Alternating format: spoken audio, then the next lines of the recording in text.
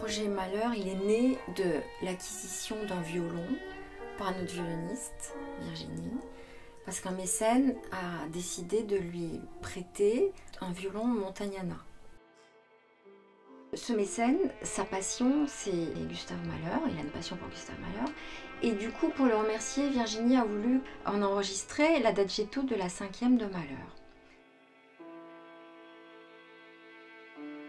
Les symphonies de Malheur, je les ai découvertes à l'orchestre, je ne les écoutais pas en jeune ou enfant, je les ai découvertes en les jouant, et ça a été un vrai choc artistique, ça a été vraiment, un choc émotionnel.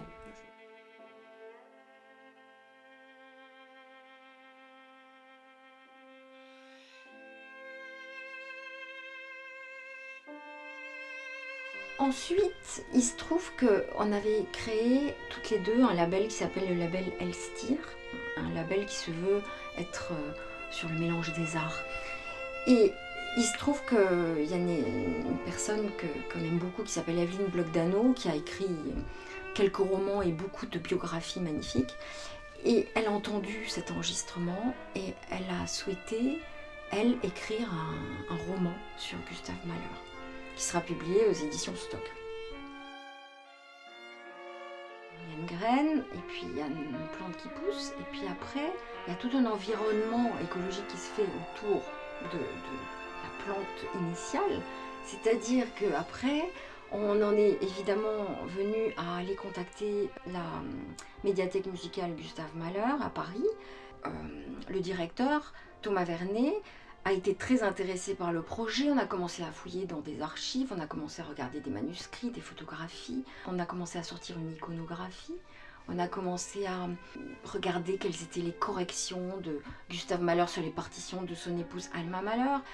Tout ça a évolué, un projet, c'est toujours vivant.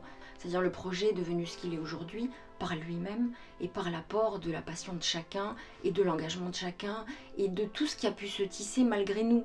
C'est-à-dire que maintenant, il y a Royaumont, il y a une compositrice aussi contemporaine qui s'appelle Noriko Baba qui va écrire pour notre formation Tri Georges Sand avec une chanteuse, avec à l'intérieur de cette œuvre une citation du chant de la terre de Gustave Malheur.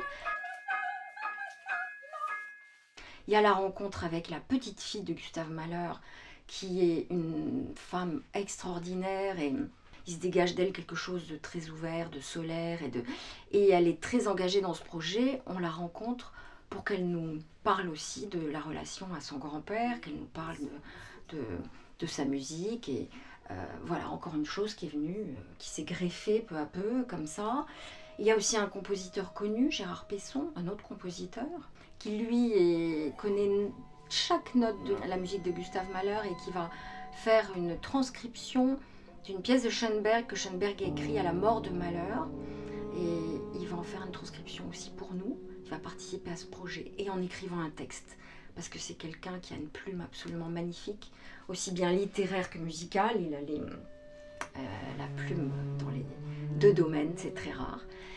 Et voilà, un transcripteur, des spécialistes de Malheur, Anna Stolknecht, mais d'autres personnes aussi qui vont intervenir dans ce disque. Et c'est pas simplement un disque, c'est simplement un objet un peu atypique qui va être le réceptacle de plein de choses et de passion et d'alchimie, de tout ce qui sera parti de ce violon. Voilà.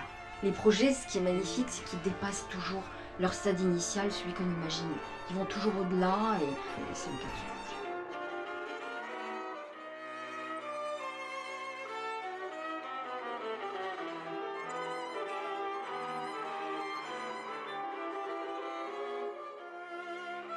Voir aussi et entendre la musique de Malheur sous un autre angle, par une autre porte d'entrée que la porte d'entrée habituelle, qui est évidemment l'orchestre symphonique et les grandes salles de concert.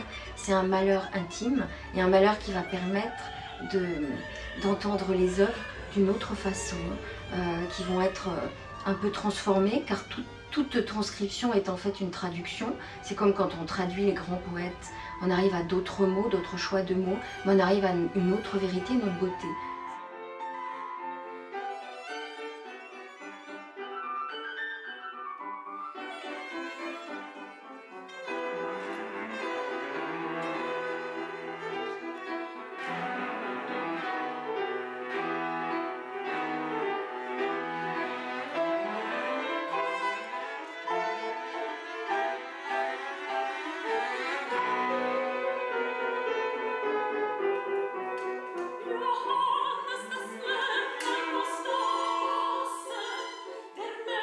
qui est intéressant, c'est d'avoir tissé le tissage des transcriptions avec les œuvres originales. Ça crée une sorte de dialogue à l'intérieur même du disque pour retrouver cette intimité qu'on entend parfois dans l'orchestre également.